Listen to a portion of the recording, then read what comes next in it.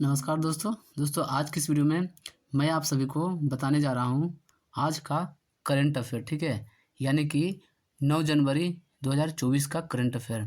तो इस वीडियो के माध्यम से जितने भी करंट अफेयर हैं सभी इम्पोर्टेंट क्वेश्चन हैं, वो सभी क्वेश्चन आपको इस वीडियो के माध्यम से तो डिस्कशन करने वाले हैं। तो दोस्तों वीडियो को स्किप नहीं कीजिएगा, वीडियो को अंत तक देखिएगा। ठीक है, अगर आप चैनल पर नए हैं तो चैनल को सब्सक्राइब कर लीजिए। चलिए वीडियो को शुरू करते हैं पहला क्वेश्चन के साथ।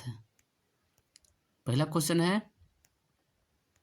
ठीक है, पहला क्वेश्चन है, हाल ही में भारत ने किस देश में बुनियादी ढांचे के पुनर्निर्माण के लिए $7.5 करोड़ का वित्तीय पैकेज बढ़ाया है। ठीक है, तो इसका आंसर हो जाएगा नेपाल देश के साथ। ठीक है, इसका आंसर है नेपाल देश के साथ। ठीक है, इसका जो नोट्स पॉइंट है, ठीक है, नोट पॉइंट आपको बता रहे हैं।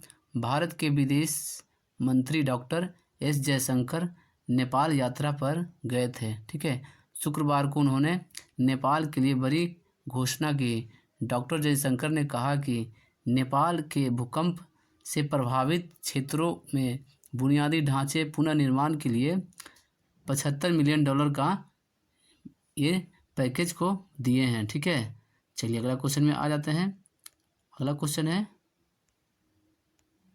हाल ही में किस देश के द्वारा दक्षिण कोरिया के 2 द्वीपों के निकट 200 से अधिक गोले दागे गए हैं? तो इसका आंसर हो जाएगा नॉर्थ कोरिया। ठीक है, नॉर्थ कोरिया में 200 लगभग 200 से अधिक गोले दागे गए हैं। ठीक है, इसका नोट्स में आ जाते हैं। इसका नोट्स है, एक सैन्य अधिकारी ने कहा है कि उत्तर कोरिया को दक्षिण कोरिया के साथ तनावपूर्ण रूप से सुरक्षित सीमा के पास समुद्र में 200 से अधिक गोले दागे हैं, जबकि दक्षिण कोरियाई द्वीपों के निवासियों को एक अज्ञात स्थिति के कारण खाली करने का आदेश दिया था। ठीक है, चलिए अगला क्वेश्चन में आ जाते हैं। अगला क्वेश्चन है,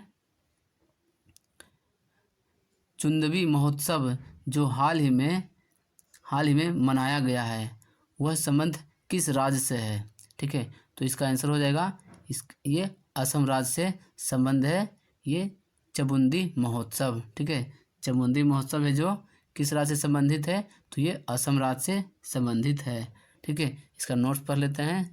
इसका नोट्स है, इस वर्ष 1 जनवरी से लेकर 5 जनवरी तक चलने वाली 5 दिवसीय चांदूबी महोत्सव ने रंगीन लोक नृत्य, जातीय भोजन और स्थानीय रूप से उत्पादित विभिन्न प्रकार की वाइन्स और बियर के साथ अपनी 14वीं वर्षगांठ मनाई है। ठीक है, चलिए चलते हैं अगला क्वेश्चन में। अगला क्वेश्चन है, हाल ही में सेबी के नए एग्जीक्यूटिव डायरेक्टर यानी कि ईडी के रूप में किसे नियुक्त किया गया है? ठीक है, तो इसका आंसर हो जाएगा ये गोविंदयापल्ली राम मोहन राव को सेबी के नए एग्जीक्यूटिव डायरेक्टर नियुक्त किया गया है। ठीक है, सेबी के नए एग्जीक्यूटिव डायरेक्टर कौन हो गए? तो ये राम मोहन राव। ठीक है, इसका पूरा नाम है गोविंदयापल्ली राम मोहन राव। ठीक है, ये हो गए सेबी के नए एग्जीक्यूटिव डायरेक्टर। चलिए नोट्स पढ़ लेते हैं। भारतीय प्रभुति और विनिमय बोर्ड, जिसको सेबी बोला जाता है, ने हाल ही में 3 साल के कार्यकाल के लिए कार्यकारी निर्देशक के रूप में जी राम मोहन राव को नियुक्त करने की घोषणा की है। चलिए आते हैं अगला क्वेश्चन में। अगला क्वेश्चन है, किस राज्य द्वारा हाल ही में रानी दुर्गावती श्री अन्न प्रोत्साहन योजना 2024 शुरू करने की घोषणा की है? ठीक है, तो इसका आंसर हो जाएगा मध्य प्रदेश। ठीक है, मध्य प्रदेश राज्य में रानी दुर्गावती श्री अन्न प्रोत्साहन योजना 2024 शुरू किया गया है, ये मध्य प्रदेश राज्य में। ठीक है, चलिए इसका नोट्स पढ़ लेते हैं। नोट्स है, मिलेट्स के उत्पादन पर किसानों को मिलेंगे 10 रुपये प्रति किलो। ठीक है, चलिए जबलपुर कैबिनेट ने रानी दुर्गावती श्री अन्न प्रोत्साहन योजना लागू करने का निर्णय लिया है। ठीक है, मध्य प्रदेश के मुख्यमंत्री मोहन यादव की अध्यक्षता में जबलपुर के शक्ति भवन में कैबिनेट बैठक की आयोजित की गई थी। ठीक है दोस्तों, जो मुख्यमंत्री, देखिए क्वेश्चन ये भी आएगा, ठीक है, कि मध्य प्रदेश के मुख्यमंत्री कौन बने हैं। तो मध्य प्रदेश के मुख्यमंत्री हो गए मोहन यादव। ठीक है, मोहन यादव है जो मध्य प्रदेश के नए मुख्यमंत्री बने हैं। चलिए आ जाते हैं अगला क्वेश्चन में। अगला क्वेश्चन है, हाल ही में किस देश के द्वारा हिम तेंदुओं को राष्ट्रीय प्रतीक घोषित किया गया है। ठीक है, तो इसका आंसर हो जाएगा किर्गिस्तान। ठीक है, किर्गिस्तान देश ने हिम तेंदुओं को अपना राष्ट्रीय प्रतीक घोषित किया है। ठीक है, चलिए नोट्स पढ़ लेते हैं इसका। किर्गिस्तान, जिसने वर्ष 1991 में सोवियत संघ के विघटन के बाद अपनी स्वतंत्रता हासिल की, राष्ट्रपति सदीर जापारोव ने आसिया के संबंध में एक डिग्री पर हस्ताक्षर किए हैं। राष्ट्रपति ने किर्गिज गणराज्य के हिम तेंदुओं को एक राष्ट्रीय प्रतीक के रूप में स्वीकार किया है। चलिए चलते हैं अगला क्वेश्चन में। अगला क्वेश्चन है, ठीक है, अगला क्वेश्चन है, हाल ही में भारत के किस हवाई अड्डे को अंतर्राष्ट्रीय हवाई अड्डे का दर्जा प्राप्त हुआ है। तो इसका आंसर हो जाएगा, ठीक है, इसका आंसर हो जाएगा अयोध्या के महर्षि वाल्मीकि अंतर्राष्ट्रीय हवाई अड्डे को। ठीक है, अयोध्या के महर्षि हवाई अड्डे को अंतर्राष्ट्रीय हवाई अड्डा घोषित किया गया है। चलिए इसका नोट्स पढ़ लेते हैं। ठीक है, नोट्स है, प्रधानमंत्री नरेंद्र मोदी की अध्यक्षता में हुई कैबिनेट बैठक में हवाई अड्डे को अंतर्राष्ट्रीय हवाई अड्डा घोषित करने का निर्णय लिया है। श्री नरेंद्र मोदी ने 30 दिसंबर को हवाई अड्डे का उद्घाटन किया है। ऋषि ने महाकाव्य रामायण की रचना की थी, जिससे हवाई अड्डे की पहचान में एक सांस्कृतिक स्पर्श जुड़ा है। चलिए चलते हैं अगला क्वेश्चन में। अगला क्वेश्चन है, ठीक है, अगला क्वेश्चन है, भारत मोबिलिटी ग्लोबल एक्सपो 2024 के लिए लोगो और बुकलेट का अनावरण किसके द्वारा किया गया है। ठीक है, तो इसका आंसर हो जाएगा केंद्रीय पीयूष गोयल के द्वारा किया गया है। ठीक है, ये केंद्रीय पीयूष गोयल के द्वारा ये मोबिलिटी ग्लोबल एक्सपो 2024 का, ठीक है, अनावरण किया गया है। ठीक दोस्तों, इसका हम नोट्स पढ़ लेते हैं। केंद्रीय वाणिज्य और उद्योग मंत्री पीयूष गोयल ने भारत मोबिलिटी ग्लोबल एक्सपो 2024 का लोगो और बुकलेट लॉन्च किया है। ठीक है, तो हो गए, ये भी क्वेश्चन आएगा। पीयूष गोयल हैं, अगर आप नहीं जानते हैं, पीयूष गोयल केंद्रीय वाणिज्य और उद्योग मंत्री हैं पीयूष गोयल। ठीक है, चलिए चलते हैं अगला क्वेश्चन में। अगला क्वेश्चन है, हाल ही में बीसीसीआई ने उड़ीसा के किस क्रिकेटर पर 2 साल का प्रतिबंध लगा दिया है। तो इसका आंसर हो जाएगा सुमित शर्मा। चलिए इसका नोट्स पढ़ लेते हैं। ठीक है, नोट्स है, बीसीसीआई के अनुसार उस खिलाड़ी ने अपनी उम्र को लेकर झूठ बोला था। यानी कि सुमित शर्मा ने, बीसीसीआई के अनुसार सुमित शर्मा ने अपनी उम्र को लेकर झूठ बोला था। बीसीसीआई ने शुक्रवार को उड़ीसा क्रिकेटर सुमित शर्मा पर 2 साल के लिए बैन लगा दिया है। बीसीसीआई के अनुसार सुमित शर्मा ने गलत जन्म प्रमाण पत्र दिए थे। ठीक है, तो जो सुमित शर्मा है ये उड़ीसा की तरफ से ये जो भी रणजी ट्रॉफी हो रहा है उस पर खेलने वाले थे, लेकिन बीसीसीआई को लगता है कि जो सुमित शर्मा है वो जन्म प्रमाण पत्र वो गलत दिए हैं। ठीक है, चलिए अगला क्वेश्चन में आ जाते हैं। अगला क्वेश्चन है, ठीक है, हाल ही में भारत और किस देश ने अपने 147 साल के इतिहास में अब तक का सबसे छोटा टेस्ट मैच खेला है। ठीक है, तो इसका आंसर हो जाएगा दक्षिण अफ्रीका।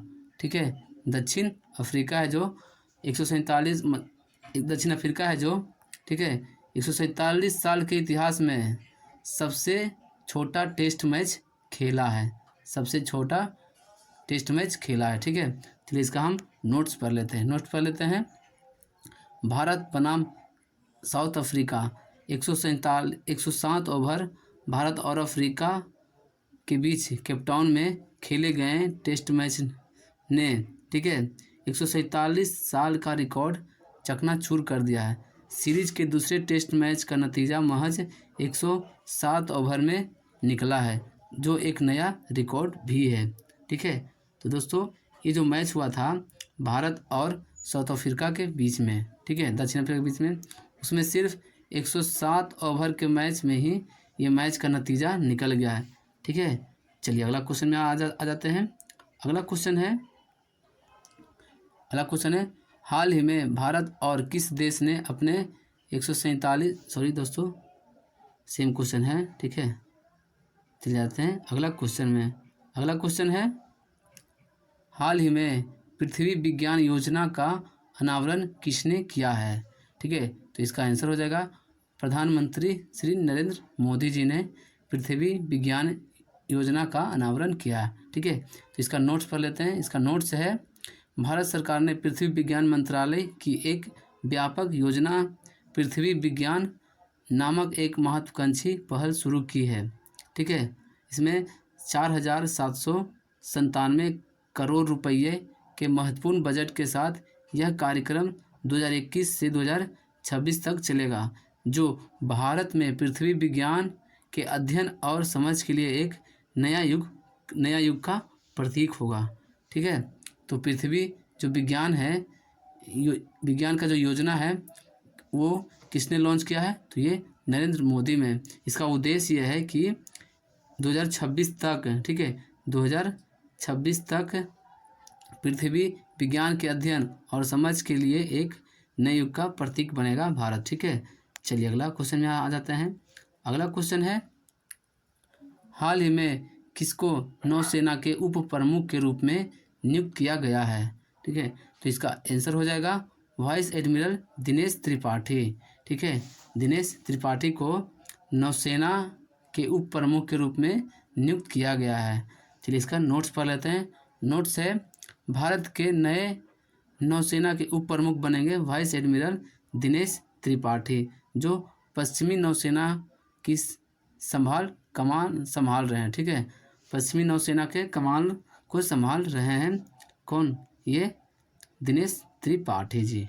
चलिए अगला क्वेश्चन में आ जाते हैं। अगला क्वेश्चन है, ठीक है, किस तिथि को अफ्रीकी राष्ट्रीय कांग्रेस स्थापना दिवस मनाते हैं, तो इसका आंसर हो जाएगा 8 जनवरी को। ठीक है, 8 जनवरी को अफ्रीकी राष्ट्रीय कांग्रेस की स्थापना हुई थी।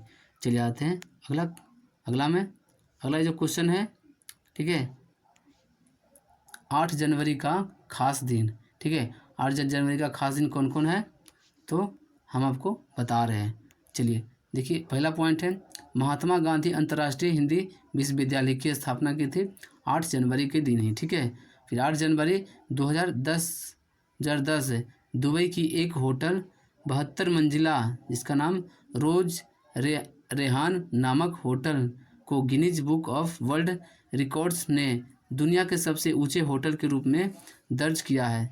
यह होटल 333 मीटर ऊंचा है। ठीक है, तो ये 8 जनवरी के 2 खास बात थी। ठीक है, चलिए अगला, तो दोस्तों चलिए हम आगे चलते हैं। तो दोस्तों आज की इस वीडियो में मैंने आपको आज का करंट अफेयर बताया है। तो दोस्तों ठीक है, तो हमने आपको आज का करंट अफेयर बताया है। तो दोस्तों आपको वीडियो कैसा लगा, ठीक है, इसमें से आपको कौन सा जो करंट अफेयर आपको सबसे बेस्ट लगा, आप हमें कमेंट करके ज़रूर बताएं। ठीक है, कमेंट आप ज़रूर करें बेस्ट क्वेश्चन। अगर वीडियो आपको अच्छा लगा होगा तो आप लाइक भी ज़रूर करें। ठीक है, लाइक करें और अपने दोस्तों को शेयर करना बिल्कुल नहीं भूलें। और अगर आप चैनल पे नए हैं तो चैनल को सब्सक्राइब भी ज़रूर कर दीजिए। ठीक है, सब्सक्राइब करना भी नहीं भूलेगा। चलिए मिलते हैं अगली वीडियो में फिर।